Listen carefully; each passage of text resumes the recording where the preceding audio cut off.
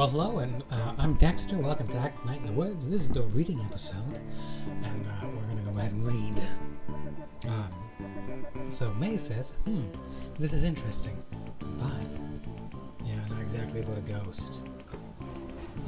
There are going to be ghosts in hell. Deep Hollow County mourns. Oh, Deep Hollow. Alright, the final group of bodies from the 1888 explosion have been recovered 2 days shy of the first-year anniversary of the tragedy. These 5 men bring the total of dead to 112. 2 of the men, Addison Pine and Henry Harvey, were the ones who set off the explosion. Although mine bosses had been informed that gas pockets were present in that section, they elected not to inform Pine and Harvey of the possible danger. The other 3 bodies belonged to Peter Bledsoe, Christian Stanoff, and Peter Latha. Peter Ludge's funeral arrangements will be handled by Father Litz, as the man's widow has since returned to Hungary with his 2 orphans. Alright, ooh, strange but true. Ooh. A Tale of Teeth. Strange but True is our ongoing series about the weird and forgotten aspects of Deep Hollow County history and culture, published weekly. Bad bosses figure heavily into Possum Springs history, and this morbid tale of crime and secret societies is no exception. The story goes, in 1870, a local mine boss was skimming workers on their pay. A group of miners confronted him while he was in the act. He denied everything, with many a slur, and punched the miners' leader, Daniel Glass, in the face, causing him to lose his last remaining tooth. The miners knew how much Johnny's tooth meant to him, and they descended on the boss. A few held down the boss while others removed all of his teeth with pliers. The teeth were passed out to the miners, and a secret society was created with a vow to protect the workers' interests. Membership was based on owning one of these teeth, and each was marked with a symbol of their choosing. These symbols were used around the coal patch to organize meetings and make announcements. The boss survived his attack, but never named his attackers for fear of implicating himself. When died a few years later, members dug up his grave to retrieve his skull. It was used in ceremonies performed before going out for retribution. All would gather round, place their teeth into the sockets, and later retrieve their tooth after the retribution was completed. Upon a member's death, their tooth would be passed to a new member. Teeth of members in jail would be left in their sockets until their fates were decided. After the strike of 1889, the society dwindled. Occasionally, the descendant of one of these men will find a true tooth with strange markings in their home. Strange but true. You remember what we found in the safe? We're a descendant of the Labor legacy. Oh wow, this is gnarly. And awesome. Oh my god. May, you don't want to say anything else? We have the tooth. Okay, I didn't read this one. No ghost to be found here. The way you say on ghost is sounds like you don't believe me. Alright, so we did that. We got the ghost there. We found that. Strike lumbers on. The strike is now in its 30th day with no end in sight. The bosses have refused to meet with the miners, saying their demands are too fantastical. An 8-hour workday? Insanity. The miners claim they are only asking for the bosses to adhere to safety standards that are already the law. The National Guard was called in after last week's scuffle, and the Colson Coke Works Union has joined the cause, which has caused an uptick in national press arriving at the site. The women's camp has expanded its services from serving meals to beating any non-union miner from entering the mines. So far, they have been successful in both ventures. Underground gases afflict many. The houses on Larch Street have been evacuated after the discovery of gas buildup in the basements was found to lead to hallucinations in scattered members of the household. Households. For the past several weeks, residents have been complaining of family members who began hearing voices or seeing things that were not there. One older woman was found having an animated discussion with an empty chair. When pressed, she calmly explained that she was talking to her sister, who passed away some 50 years ago. 2 nights ago, the son of Carson Zimmer ran out of the house and leapt into Cooper's Pond 1 mile up the road. Moments before this, the child had been readying for bed, and according to another sibling, became increasingly agitated. The last words he uttered were about some sort of song before he dashed out of the house and into the night, where his watery grave awaited him. This last event persuaded residents to request help from officials to see if this is related to St. Leuven's lantern, a phenomenon where exposure to specific underground gases lead to certain victims to experience waking dreams, auditory hallucinations, and the sense of unseen presence. Preliminary tests indicate that this gas is present in the homes, and mining officials are moving the residents until more tests can be completed. I didn't do this one. This one? No ghost. So, I think we might have a logical explanation for our a non-ghost explanation for our vision. No ghost there. Maybe an explanation for a ghost though. Alright. I think we're about a third of the way through all this reading. There has been another sighting of the albino groundhog from a very reliable source this time. Who was the source before? Edgar Studer reports that he saw the pure white beast staying near Shade Gap. Mr. Studer has declined to give any more of an exact location and implores his fellow hunters to admire this anomaly from afar. Leave him to his business. We could not agree with this more. This upstanding citizen, we could not agree more with this upstanding citizen.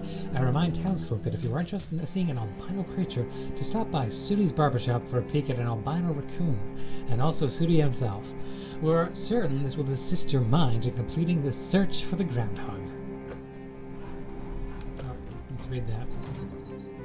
No ghost here. May be more interesting. Progress Springs in Possum Springs.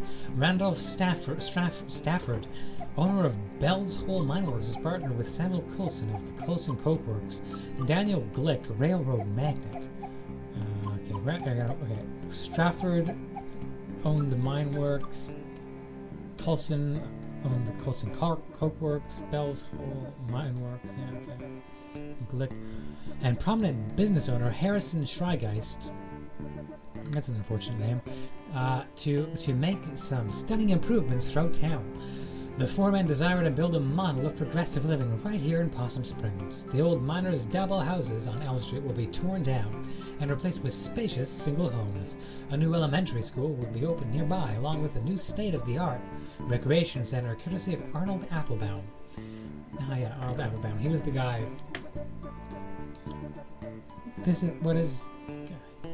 Arnold Applebaum. So if Stafford owned the mines, Coulson owned the Coke Works, Glick owned the railroad, Applebaum. What did Applebaum do? Maybe he was just a landowner. Like, bought up the land around it and rented it. This is in addition to the improvements Randall Stafford has promised previously striking miners. No ghost. Alright, I don't think she's going to say anything anymore. Let's see. Samuel Coulson has purchased 10 acres of land on the outskirts of Possum Springs.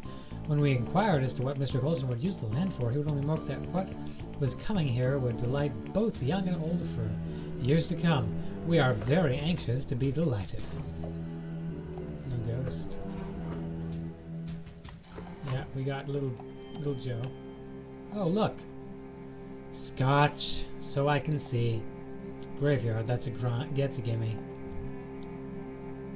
Yeah, Quarterly the Ghost. I read that, right, already?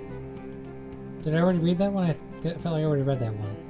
I mean, if you're looking for ghost stuff, that's where they make a lot of them. Looks like they saw him in the old section. Oh, cool, that's where his grave is. I'm actually interested in that. How could you not be interested in? This is like actual dangerous ghost stuff. I like history. Ghosts are history. History that won't stay history. That's actually pretty good. And history is just ghosts. See? I did the return thing, right? I flipped it. Ghosts are history. History are ghosts. History is ghosts. I read this one, didn't I? Is the school chair equation to inform you of possibilities that his friend resident that won't show up? In any sense, yeah. Little Joe, rewarded to be ghost of Joe said minor who died in the favorite ghost stories. Recent activities involve getting to put his no. I didn't read this one. Purportedly, the ghost of Joe Shade, a miner who died in mysterious circumstances some decades ago, is a favorite spoof story of the whimsical and weird members of our community. His most recent activities seem to involve getting up and out of his coffin in the old section of Possum Springs Cemetery and strolling around, unnerving visitors to the largest graveyard in Deep Hollow County. His grave has become a destination for unruly and often destructive local youths, and as such, Possum Springs City Council is considering erecting an iron gate to protect the historical tombstones that fill the small hollow where Joe Shade lies buried. Police have also stepped up patrols in the area, so be warned, thrill seekers. You may not see a ghost, but you may see a fine for trespassing. Okay, we read that. There was no ghost. Strike. A strike at the Stafford Mines been called. The idea first arose after the memorial for the 1888 explosion victims. Miners gathered in the home of Arthur Borowski to continue the memorial to their friends. They all began recounting to me all the promises the bosses had reneged on the past year, including basic safety measures to avoid another explosion.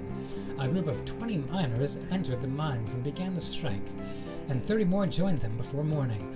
All work has been stopped at the mine, and the miners are now striking in 8-hour shifts. Their wives and children have begun to bring food and water for the men. The bosses have stated the mines are safer than they were a year ago, and that there is no need to act in this manner.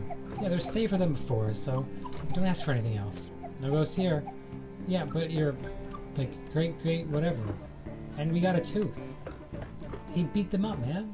Your ancestor. Probably. New old section store in town. Yeah. It might have been passed through the family. New old store in town center. The old pickaxe hardware store is said to have its grand... Hang on, let me move it right there.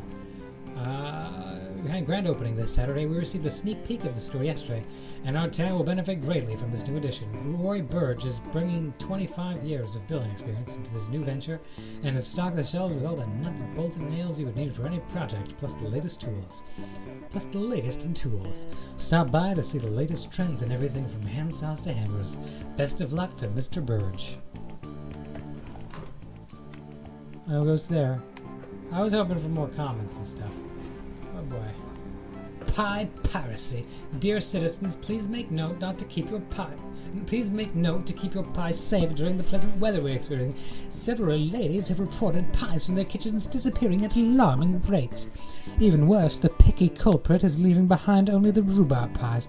I love rhubarb pies, man. Rhubarb pies are so great. They're my favorite pie. If I have a chance, rhubarb pie, rhubarb anything. I love rhubarb. And now I just want rhubarb. Until this criminal is caught or the bad weather returns, we remind our housewives to make use of their pie safes indoors, or just stick to rhubarb.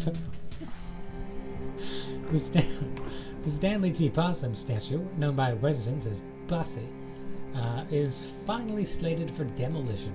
Posse closed in 1967, but Richard Coulson, son of Samuel, had hopes for refurbishing the statue for new generations. Posse stood silent for close to 60 years, witnessing the beginnings and demise of the railroad, the mines, and the coke works that ushered in his existence. Teens and other vandals broke into Posse over the years, and climbing up through Posse became a rite of passage for many young people in the area. Residents have been torn over what to do with the beloved but derelict structure over the years, but 30 years ago, pressure began mounting to have it taken down. Torn down.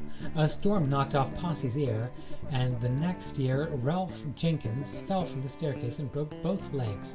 Ooh. Samantha Coulson Glick, daughter of Richard, and they intermarried. The rich people intermarried. Uh-oh. finally agreed that it was time for Posse to go. Demolition will begin at 12 p.m. on Saturday, and viewing areas will be set up at a safe distance. No ghost. Did I read this one? No ghost. Ah, we read that one. Oh, no, there. Okay, we did that. We did that. We read that one. The Stanley T. Possum statue has officially opened to the public, and we have to say we are smitten. For 2 cents, one can enter Stanley and spend quite a lovely time looking for the possum. Look in the Possum Springs of yesteryear. Quite a lovely time looking at the Possum Springs of yesteryear in the museum. Enjoying some popped corn and fresh lemonade in the snack parlor, decorated with Tiffany glass electric lights, before heading up to the full 10 feet to see the sights of a beloved town through the eyes of this grand possum. There is even a beautiful train diorama that will delight both young and old. We predict Stanley T. Possum will be a sight that all passing through our town will desire to behold, and will be sure to draw many crowds. No ghost. Kind of a ghost. Oh, spectral happenings. Here we go. 2 local sweethearts were startled this past Sunday night as they hiked through the wooded overlook known as Possum Jump. According to the lovebirds, at approximately 11:45 p.m., a figure appeared to walk from the edge of the cliff out into the open air, then disappeared. Forestry workers the next morning were unable to locate any evidence of anyone having leapt from the great height, leaving the exact nature of what the two saw a mystery. A decent hike up into the state forest hills, Possum Jump is famous for its beautiful view of the Echo Reservoir.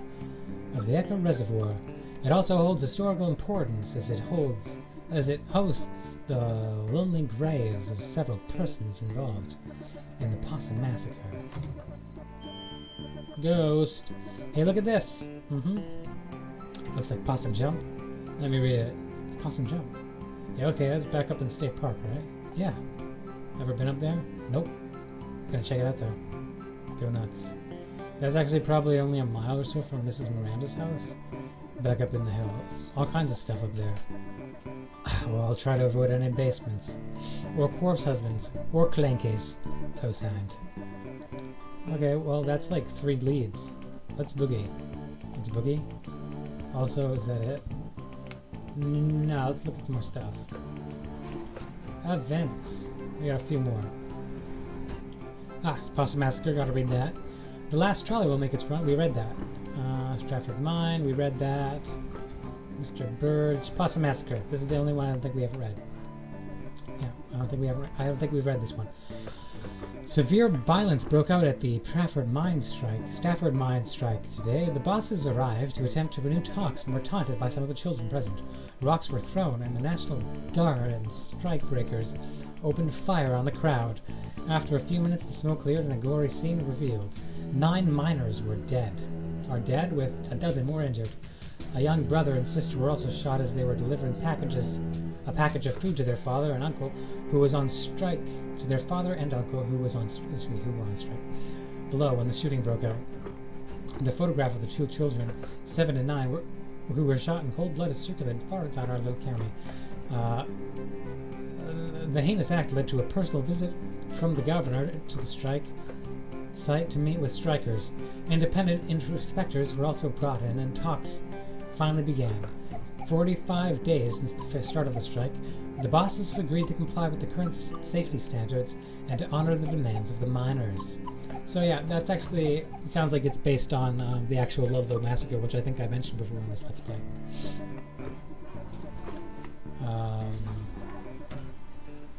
Okay, I think I got everything. You can go read on the Ludlow Massacre if you want. Maybe I'll put a link in the description to Wikipedia. Found group of bodies from the explosion. We got an explosion. The explosion set off the strike. The strike led to a massacre.